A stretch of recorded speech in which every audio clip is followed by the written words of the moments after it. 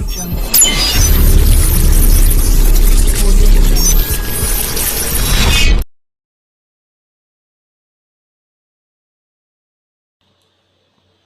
वालेकुम व्यूअर, मैं हूं डॉक्टर बिलाल अहमद राना और आप लोग देख रहे हैं हैंडसम माइंड टीवी चैनल। मुझे उम्मीद है मेरे तमाम व्यूअर खैर व आफियत से होंगे।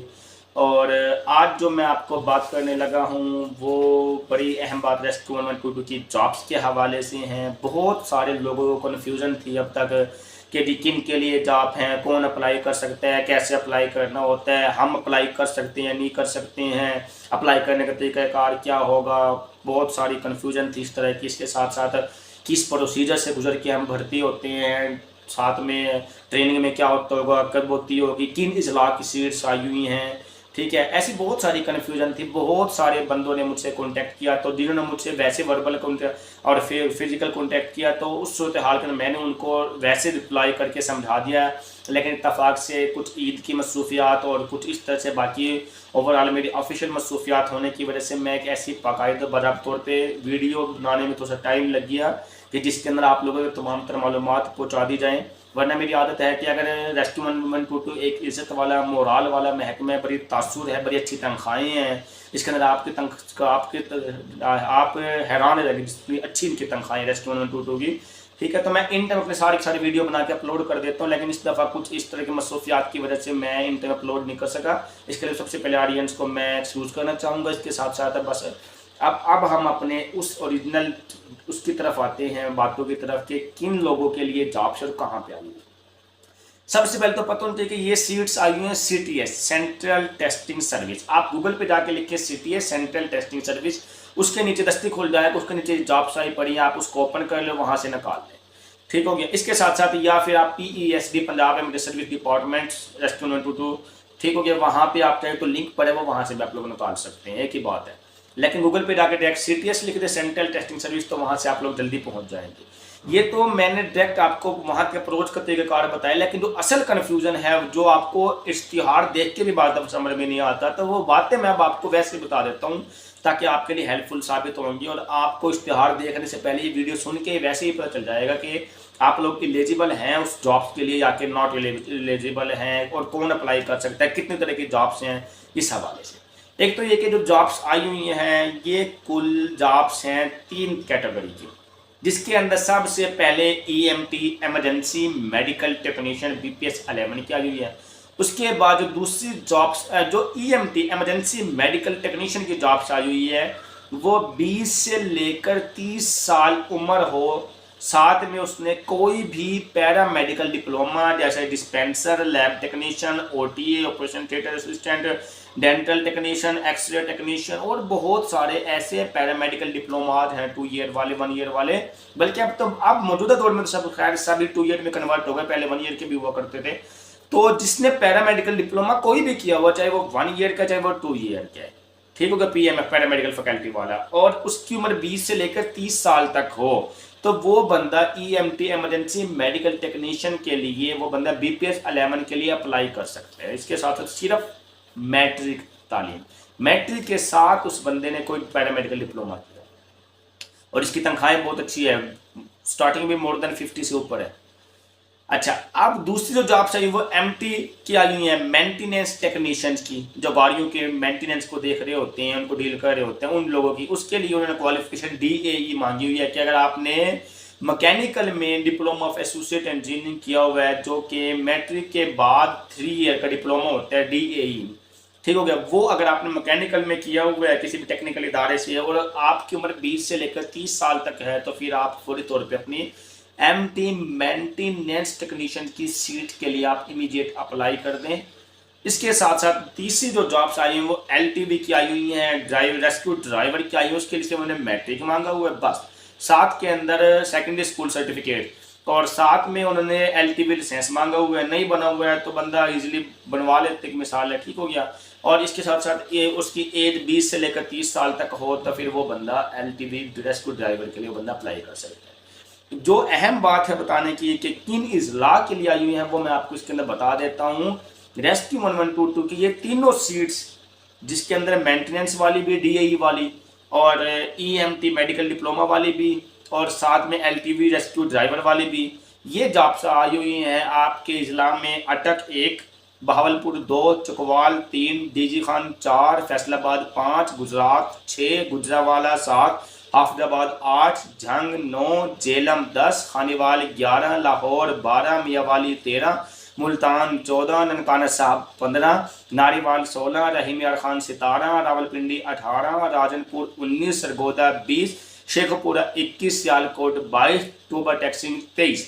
इन 23 इस्लाम में आई सीट्स आई हुई है। जो बखर के लोग हैं, क्योंकि मेरी बहुत सारी वीडियो बखर के लोग ज़्यादा सुनते हैं, तो इसलिए मैं बखर के लोगों को बता देता हूँ कि बखर के लोग अप्लाई कर दें, या तो मियाँ वाली में आप लोग अप्लाई कर सकते हैं, अच्छा, या फिर आप रावलपिंडी डिस्ट्रिक्ट के लिए अप्लाई कर लें। रावलपिंडी साइड पे लोग ज़्यादा अप्लाई करते हैं, सरकारी जॉब को ज़्यादा फॉलो नहीं करते हैं, वो अपना कोई ना कोई प्राइवेट सिस्टम देख रहे होते हैं, अपने जॉब शाह वो अर्निंग शर्निंग करते हैं, तो इसलिए वहाँ पे मोस्टली सीट्स खाली रह जाती है रावलपिंडी साइड पे। और मियाँ वाली का मैंने इसलिए कहा है कि हमारे जो बखर से जो नियरेस्ट पॉइंट्स है वो 100-120 किलोमीटर के रेंज में बंदा सुबह को जाकर शाम को भी वापस आ सकता है, या वीकेंड पे 2-3 छुट्टियाँ इकट्ठी करके आ सकता है, डबल ड्यूटी करके, तो इसीलिए आपको मियाँ वाली भी सूट करता है। तो ये थी इन इजला की सीट्स। अब जो बात मैंने आपको कल भी बता दी थी वो मैं दोबारा से बता देता हूँ, वो ये है कि किन प्रोसीजर से गुजर के आप लोग इसमें भर्ती होंगे, इस अपना रेस्क्यू में भर्ती होंगे। इसके लिए सबसे पहले तो आपने आपका जो 5 प्रोसीजर होते हैं, जिसके अंदर आपका रिटन टेस्ट हो, रिटन के साथ साथ साइकोलॉजिकल साइकोमेट्रिक टेस्ट आपको आपने क्वालिफाई करना है, यानी एप्टीट्यूड टेस्ट आता है। एप्टीट्यूड होता है कि आपने क्या कुछ हासिल किया, वो आपकी फील्ड के सवाल होते हैं। मेडिकल डिप्लोमा वालों के मेडिकल से मुतालिक होंगे, डीए वालों को डीए से मुतालिक सवाल होंगे, ड्राइवरों से मुतालिक सिग्नल वगैरह पूछ लेते हैं, इस तरह की चीज़ें, तो उनसे मुतालिक सवाल होंगे। एप्टीट्यूड टेस्ट 2 तरह का, यानी रिटन और साइकोमेट्रिक, ये 2 क्वालिफाई करने के आपने आगे पहुंचना है अपने थर्ड फिजिकल की तरफ। फिजिकल क्वालिफाई करने के बाद आपने चौथे स्टेप स्किल टेस्ट में पहुंचना है। स्किल टेस्ट को क्वालिफाई करने के बाद आपने 5वें लास्ट स्टेप इंटरव्यू के अंदर पहुंचना है। इस तरह से आप लोग अप्लाई कर सकते हैं। अच्छा, अप्लाई करने के लिए एक तो ये पता होना चाहिए आपको कि आप CTS पे जाके सेंट्रल टेस्टिंग सर्विस गूगल पे लिखिए, ऑनलाइन अप्लाई का ऑप्शन आएगा, वहीं से आप लोग ऑनलाइन अप्लाई कर दें। उसके बाद अपने डॉक्यूमेंट्स CTS वालों को, सेंट्रल टेस्टिंग सर्विस वालों को वहीं पे एड्रेस लिखा हुआ होता है, तो वो वहाँ पे आप लोग भेज देंगे। CTS पे आप खुद अप्लाई कर सकते हैं। आप कंफ्यूज ज़्यादा हो जाते हैं, लेकिन मोबाइल शॉप पे जाना, कंप्यूटर की दुकान पे जाना पड़ेगा, वो अप्लाई करें, वरना इतना मुश्किल काम नहीं होता। आप गूगल पे CTS लिखे, ऑनलाइन अप्लाई का ऑप्शन है, जो कुछ आपसे पूछता है आप लिखते जाएँ, तो आप इजीली खुद अप्लाई कर लेते हैं। एक चलान जनरेट होगा, वो चलान आप बैंक में जमा करवा दें, उसके बाद अपने डॉक्यूमेंट्स के साथ वो चलान को लगा के और आप अपने CTS को कोरियर करवा देते हैं, तो आपका काम खत्म हो जाता है। ठीक हो गया, ये तो हो गया आपका अप्लाई करने का तरीक़ाकार। उसके बाद आपने रिटन क्वालिफाई करना, साइकोमेट्रिक। जो रिटन क्वालिफाई करना वो आपकी फील्ड के सवाल होते हैं, मैंने पहले ही बता दिया। EMT भर्ती हो रहे हैं, एमरजेंसी मेडिकल टेक्नीशियन, तो मेडिकल से मुताल्लिक़ सवाल पूछेंगे। आपके डिप्लोमा जो है तो आपने उसमें से होंगे। इसी तरह से अगर मेंटेनेंस ट्रांसपोर्ट मेंटेनेंस अगर टेक्नीशियन भर्ती हो रहे हैं तो फिर DAE आपका जो मैकेनिकल है उसमें सवाल पूछेंगे। इसके साथ अगर आप रेस्क्यू ड्राइवर हैं तो ड्राइविंग की जो फील्ड है, मुख्तलिफ तरह के सिग्नल वगैरह होगा, सिग्नल का मतलब क्या होता है, ठीक होगा, जेब्रा क्रॉसिंग क्या, इस तरह के सवाल होते हैं मुख्तलिफ तरह के, तो वो पूछेंगे। वो जब आपने रिटन क्वालिफाई कर लिया उसके साथ वो दूसरा पेपर दे देते हैं साइकोमेट्रिक टेस्ट का। वो साइकोमेट्रिक टेस्ट को आपने क्वालिफाई करना है। साइकोमेट्रिक टेस्ट को क्वालिफाई करने में 2 अहम बातें आपको बता देता हूँ, क्योंकि इत्तफाक से आप एक साइकोलॉजिस्ट बंदे का चैनल देख रहे हैं, ठीक है।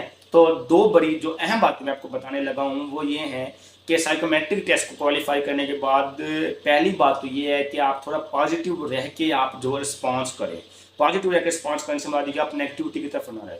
मसलन ये है कि एक जगह पे एक तस्वीर दिखाई है, उसमें एक मर्द है और एक औरत है और वो आपस के अंदर गले मिल रहे हैं या कुछ इस तरह कर रहे हैं।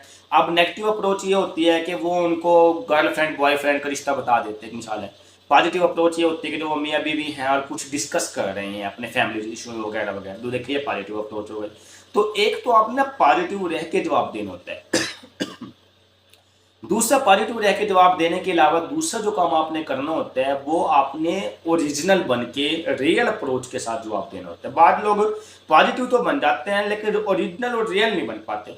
आप ओरिजिनल और रियल क्यों नहीं बन पाते, वो कुछ बातें मैं आपको बताऊंगा, आप बड़े हैरान हो जाएंगे कि वाकई इतनी टेक्निकल चीज़ें होती हैं।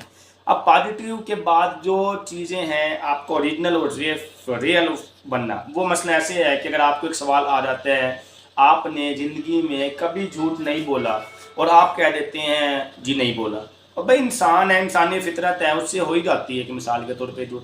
मैंने ज़िंदगी में कभी नमाज नहीं छोड़ी। आप कहते जी नहीं छोड़ी। अबे इंसानी फितरत है, कभी कोई ना कोई नमाज कज़ा हो जाते हैं बंदे के सफ़र वगैरह के अंदर। मुझे तारीख में आज तक कभी गुस्सा नहीं आया। अब इंसानी फितरत है, गुस्सा उसका पार्ट ऑफ माइंड है, ये कैसे पॉसिबल है कि उसको गुस्सा ना आए। अच्छा, इसी तरह से मेरी वालदा को कोई कुछ भी कहता रहे तो मुझे कोई फ़र्क नहीं पड़ता भाई। इंसानी फितरत है, इंसान की इमोशन मुंसलिक होते हैं। कैसे अपना है कि आप जो है ना वो हो जाए, एक मिसाल के तौर पे मज़हब से मुतालिक कोई बात पूछ लेते हैं तो आप न्यूट्रल के ऑप्शन को क्लिक कर दे। एक और बड़ी बारीक बीनी की जो मैं आपको बात बताने लगा हूँ तो वो ये है कि आपके अगर सवालात के एंड पे कुछ इस तरह का साइकोमेट्रिक टेस्ट हो जिसके एंड पे 5 जवाब होते हैं, जिसके अंदर एग्री, डिसएग्री और स्ट्रांग एग्री और न्यूट्रल, जिसके अंदर ये है कि मुत्तफिक, गैर मुत्तफिक, बहुत ज़्यादा मुत्तफिक, बहुत ज़्यादा गैर मुत्तफिक और मुतजब्जब यानी न्यूट्रल, मैं कुछ नहीं कहता।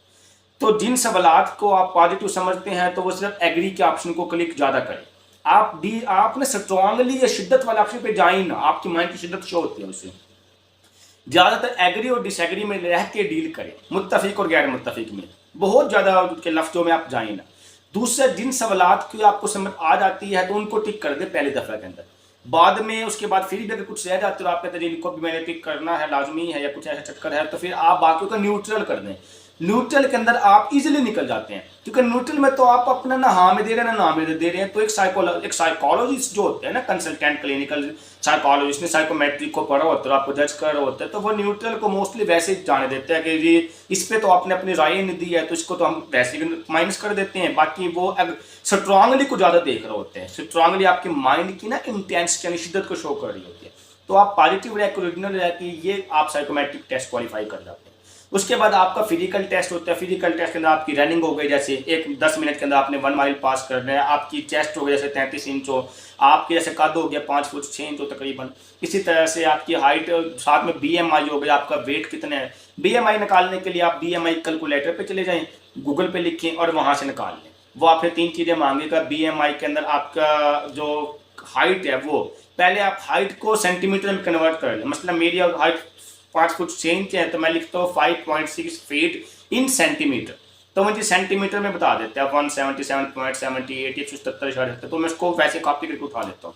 तो मैं दोबारा से BMI कैलकुलेटर लिखता हूँ, तो BMI कैलकुलेटर में अपनी एज की जगह पे अपना जो मेरा हाइट है उस हाइट में अपने सेंटीमीटर वाली हाइट डाल देता हूँ। एज के अंदर मैं अपनी एज डाल देता हूँ, एक मिसाल के तौर पे कि 35 36 जितने भी हैं, और अपना वेट डाल देता हूँ, मतलब मेरा वजन 70 किलो जितना भी है। तो एंड पे कैलकुलेट का बटन दबाने से वो मेरी अपना BMI निकल आती है। बिलो देन 30 से कम होनी चाहिए, तब वो अपना एक्सेप्टेबल होती है BMI।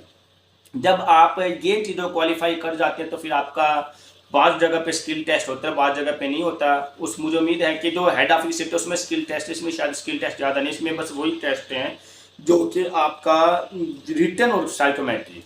जब आपका ये टेस्ट फिजिकल टेस्ट पास हो जाता है फिर आप इंटरव्यू में चले जाते हैं। इंटरव्यू आपका ठोकरयाज बेड हेड ऑफिस लाहौर में होता है। वहाँ पे आप लोगों ने original documents, original CNI, original domicile और ये चीज़ें लेके जानी होती हैं अपनी, साथ में 1-2 तस्वीर पासपोर्ट साइज के लिए जाए, ज़्यादा बेहतर होती है। ठीक हो गया।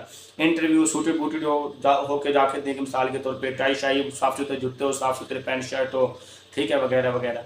और इंटरव्यू देने के बाद आप लोगों को फाइनल मेरिट लिस्ट बननी होती है। वो फाइनल मेरिट लिस्ट जो बनती है वो CTS की ओरिजिनल साइट पे भी अपलोड कर देते हैं। इसके साथ साथ CTS के ओरिजिनल साइट्स पे अपलोड करने के अलावा आप लोगों की ये PSD पे भी अपलोड कर देते हैं। आप सिलेक्ट हो जाते हैं। आपके सिलेक्ट होने के बाद आपको बाकायदा फिर कॉल आ जाती है कि जी आप सिलेक्ट हो गए हैं EMT के लिए, फलां सीट के लिए, तो आप हमारे हेड ऑफिस ठोकरयाज बेग लाहौर अपनी रेस्क्यू अकेडमी में आप ट्रेनिंग के लिए आते हुए आप अपने कपड़े, जूते और ये चीज़ें साथ रख के ले आए। एक मिसाल है कि आपके पास काफ़ी ले जाएंगे चाहिए।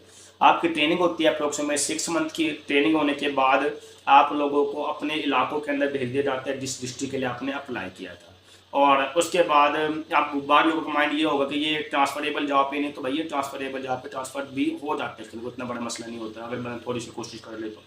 उसके बाद आप लोग अपने जिस डिस्ट्रिक्ट में अप्लाई किया होता है उस डिस्ट्रिक्ट के अंदर आके आप लोग अपनी जॉब करते हैं।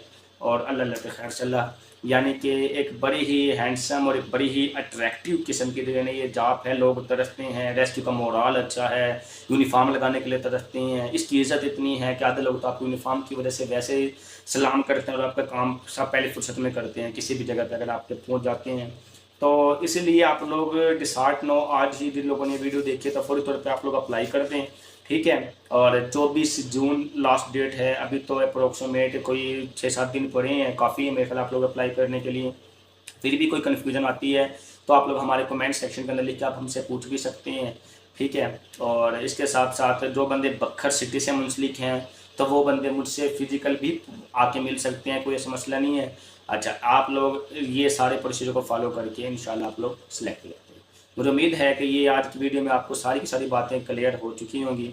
फिर भी कोई कन्फ्यूजन है तो आप लोग कमेंट सेक्शन में लिख दें। अगर आपको ऐसी इन्फॉर्मेटिव वीडियो जॉब नेक्स्ट कब आनी है, वो जॉब्स में क्या क्राइटेरिया होता है, ऐसी बातें अगर आप लोग चाहते हैं कि हम मुंसलिक रहें इन चीज़ों से, तो आप लोग अभी हमारे चैनल को सब्सक्राइब कर दें, बेल आइकन को दबा दें, ताकि आपके पास फौरन नोटिफिकेशन आ जाएगी ये जॉब्स इस तरह की आई हो। इसके साथ साथ कुछ और हमारे चैनल पे ऐसी मोटिवेशनल वीडियोज़ भी होती हैं, ऐसे साइकोलॉजिकल टेक्निक्स होती हैं और ऐसे व्लॉग्स होते हैं जो कि आपको अम्यूज़मेंट की तरफ भी लेके जाते हैं, और ऐसी माइंड की फ्रस्ट्रेशन को ख़त्म करने के हवाले से कुछ टेक्निक्स होती है।